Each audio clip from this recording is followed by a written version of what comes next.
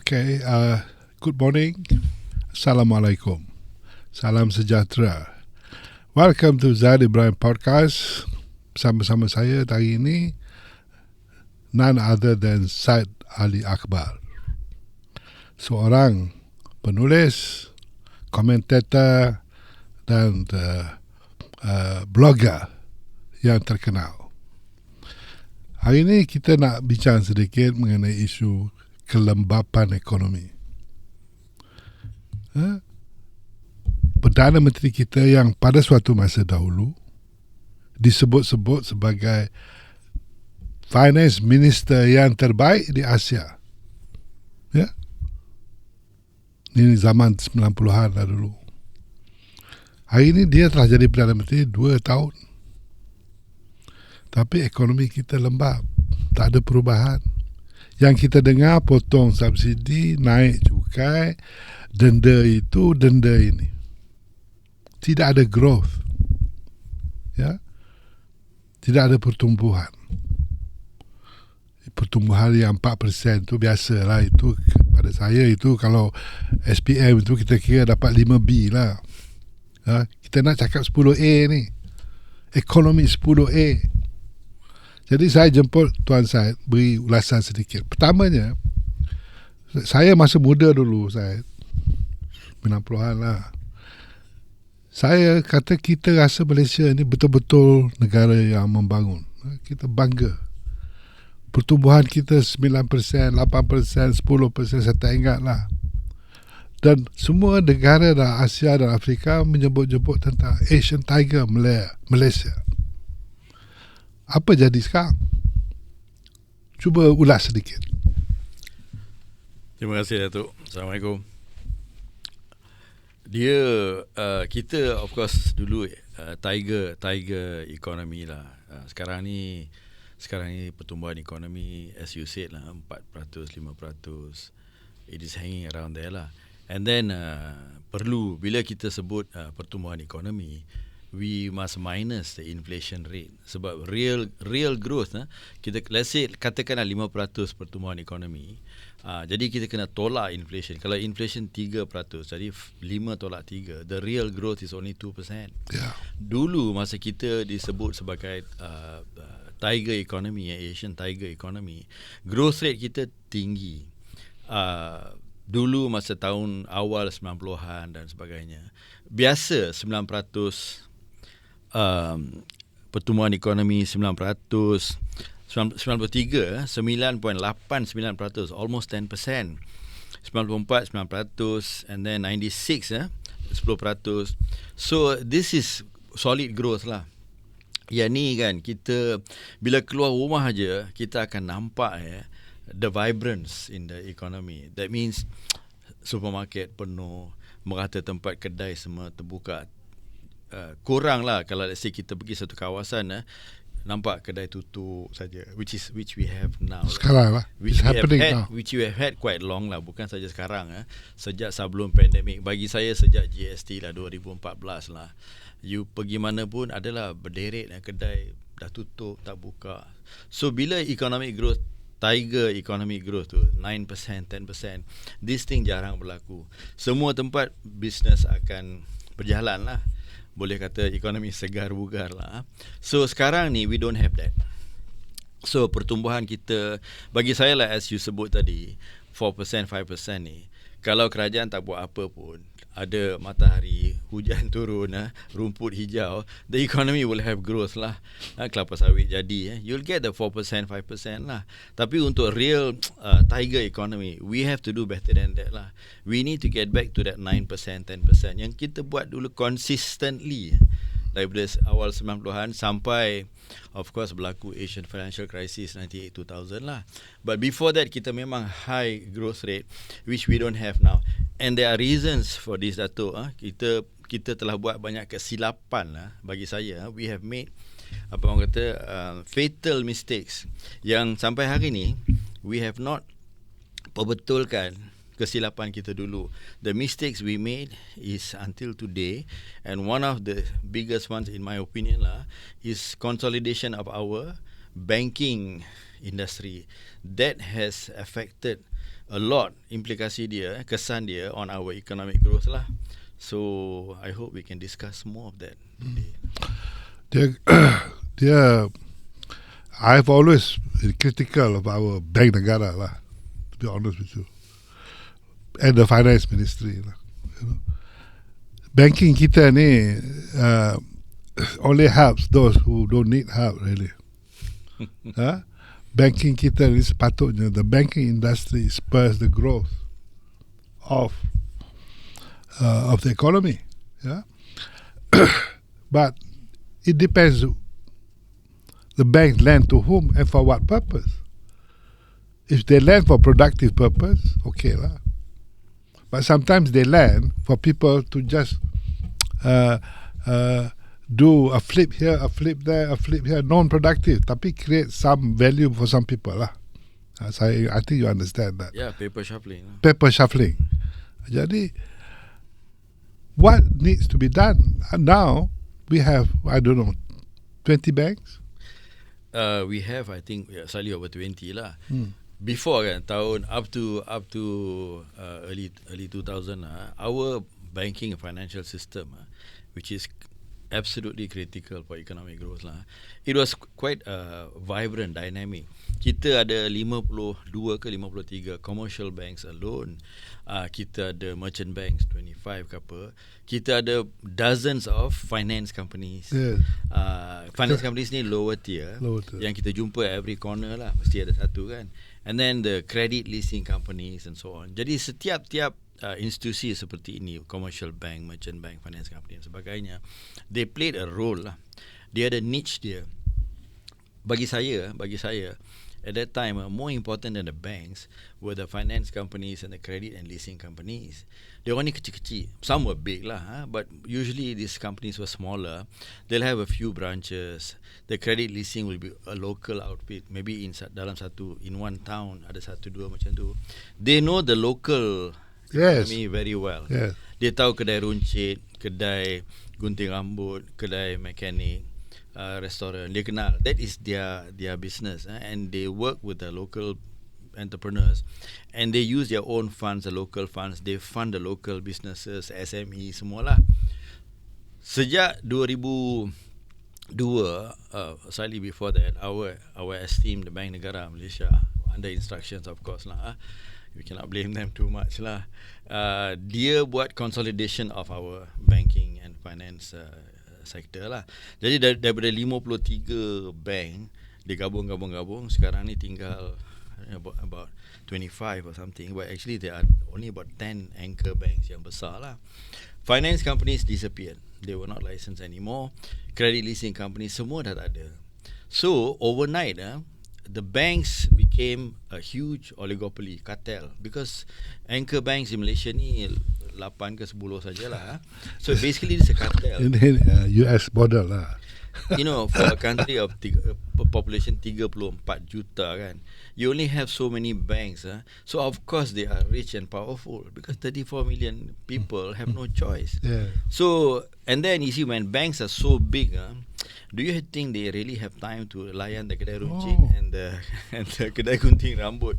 So for SMEs kan, SMEs especially in the small towns, saya kenal, I have friends who are in business in small towns, SMEs, it's really difficult for them to get bank financing. The bank, why should the bank waste time on kedai runcit or a mechanic shop when they are so big kan? Dia straight boleh do corporate, what you mentioned just now, that apa paper shuffling. Paper shuffling.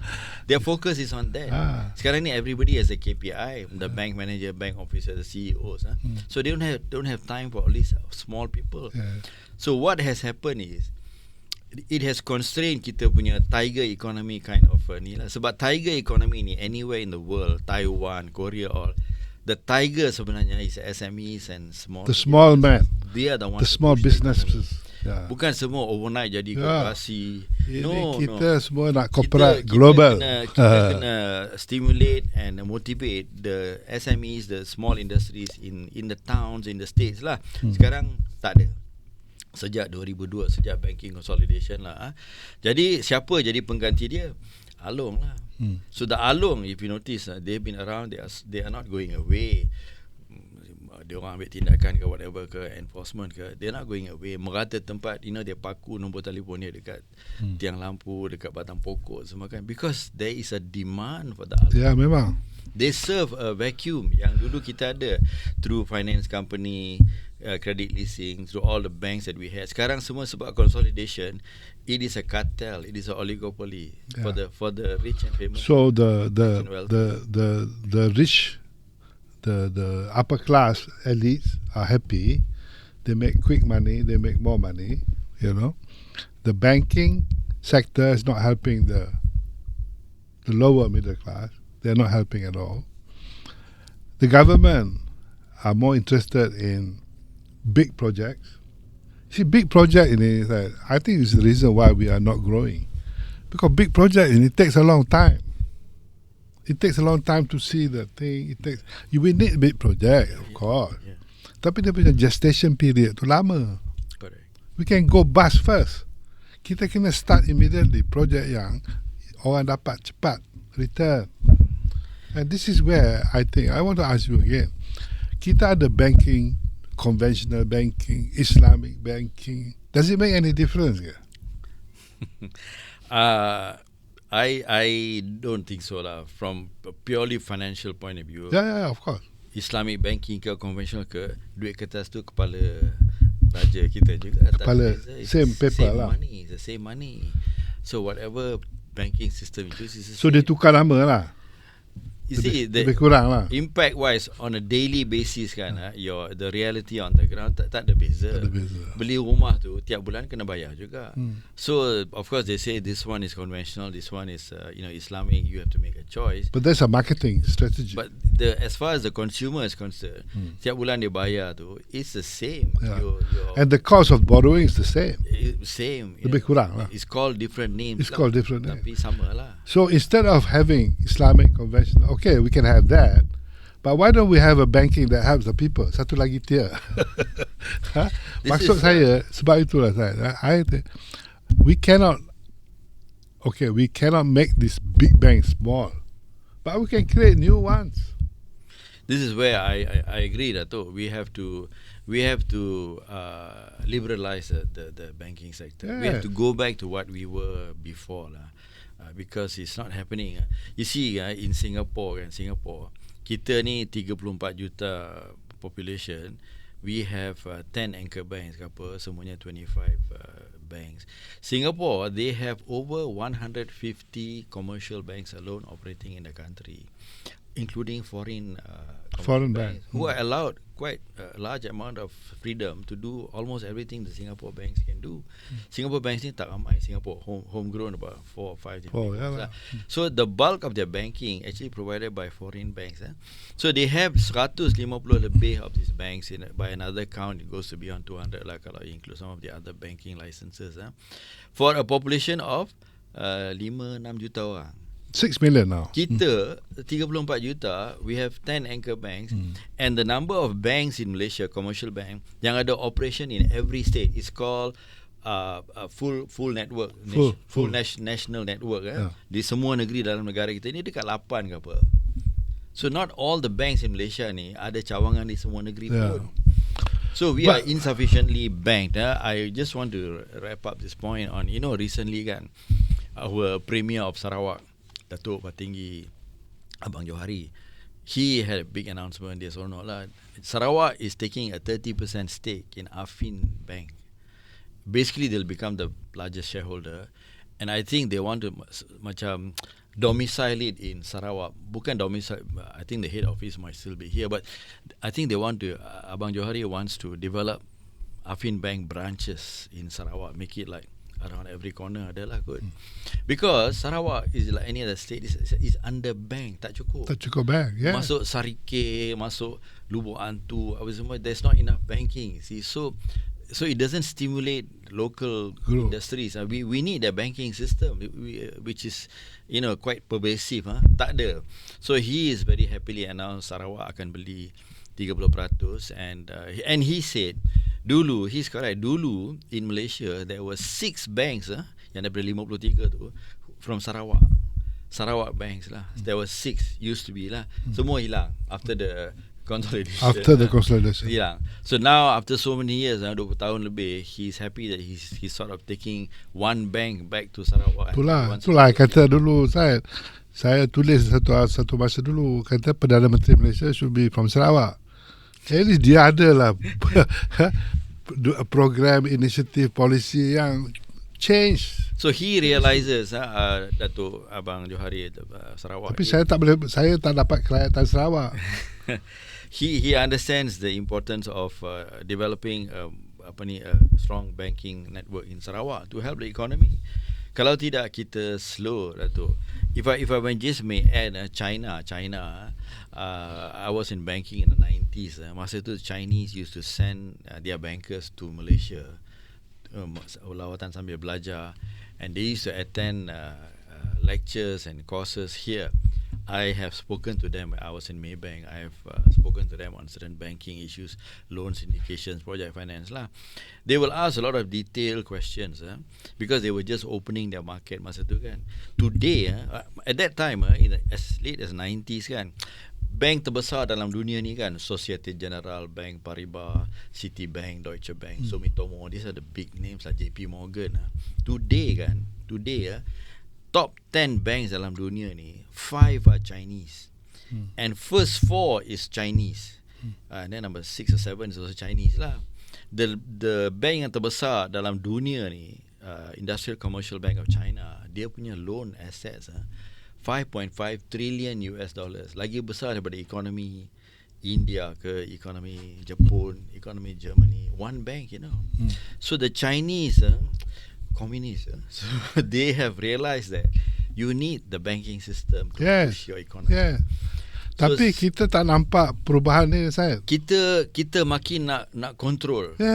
Macam Kita Abang penyakit Johari control. ni, Abang Johari, dia nak beli saham 30% of Affin Bank, but don't forget he's using state funds. The state government of Sarawak is become a banker lah. JLC lah.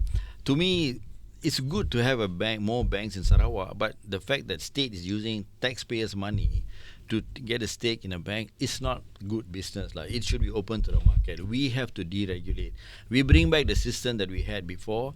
Let siapa nak buka bank, bagi dia lesen lah. What is so special? The government wants to control these banking licenses and make it such like a gold mine. If you get a banking license, it's a gold mine lah, because it is so restricted and controlled. This is the problem lah. Kita ada control freaks. Control freaks in government. Nak control cyberbullying, nak control macam-macam dalam parlimen kita dengar. Nak control free speech, nak control kerja hari-hari nak control aja. Yang ni lah kita lembap. There is a cost lah. Ada cost. There's a cost. The moment kita restrict, control, especially economic activity, there is a cost. The banking industry sebab kita control since tahun 2022 Consolidation Banking ni, it has, to me lah, the sluggish growth kan, yang you sebut tadi tu 4%, 5%. It's since then. We are no more tiger economy. Lagi satu, saya pun nak tanya sikit lah mengenai kita ni. Kata dulu kita buat financial center macam-macam, Labuan Financial Center. Kita ni seolah-olah akan menjadi international punya business.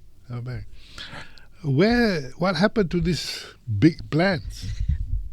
This is total confusion lah bagi saya lah. It's total confusion.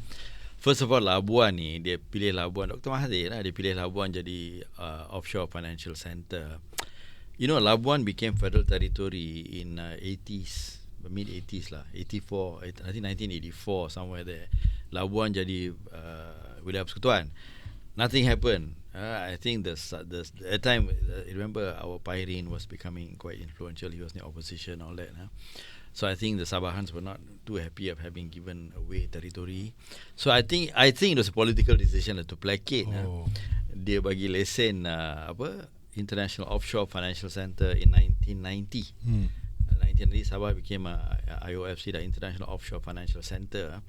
As I said, I was in banking at the time, and I can tell you lah, the Labuan International Offshore Financial Center was at UBN Tower in KL. Because although there were a lot of banks who got licensed and opened up their office in Labuan, it's just like a small room or office or something. The actual work was done here in KL because the business is here. They like Japanese banks in Labuan, they cater to the Japanese multinational who are operating here. They only selalu ikut, they follow the flag lah. The Japanese investors, the factories and all that, they are, of course, they are here on the peninsula in Penang, all the industries and all that, and they are the ones who cater, who look for this their Japanese services lah, who are based in UBN Tower. So the bankers are all based here. And then seminggu sekali, sebulan sekali, dia balik Labuan, check the mail, buka lampu, tutup lampu. So what is the situation now? It's been about like the same way. There are about 50 over. But we have a big tower called the financial center too. I think it costs about 900 million.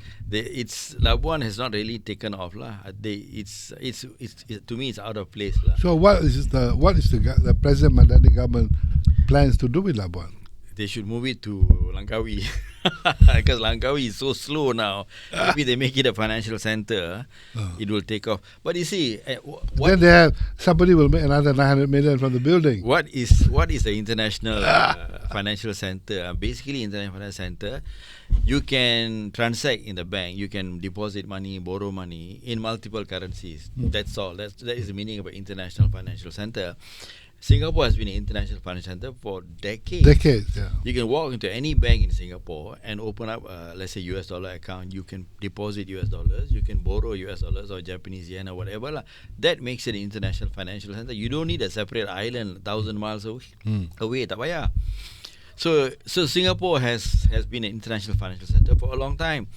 About 3 years back or 4 years back, I mean, they're check up lah. They're always 2 steps ahead lah. Singapore government, Monetary Authority of Singapore, they made available 60 billion US dollars. 60 billion US dollars to be pumped into their banks, to be bagi pinjam ke orang lah. It is all this in businesses, foreign investors, what do you call this, MNCs and all that, to borrow US dollars for their purposes lah. So that really boosts Singapore's punya position. You asked about hub tadi kan. It really boosts Singapore's position as a place where you can borrow US dollars. Yeah. So compared to that, what have we done? We are nowhere. I think we should change the finance minister, don't you think? Okay, kita berhenti sekejap. Saya berhenti rehat sekejap. We will come in back to the last part of our conversation with Syed Ali on our economy. Thank you.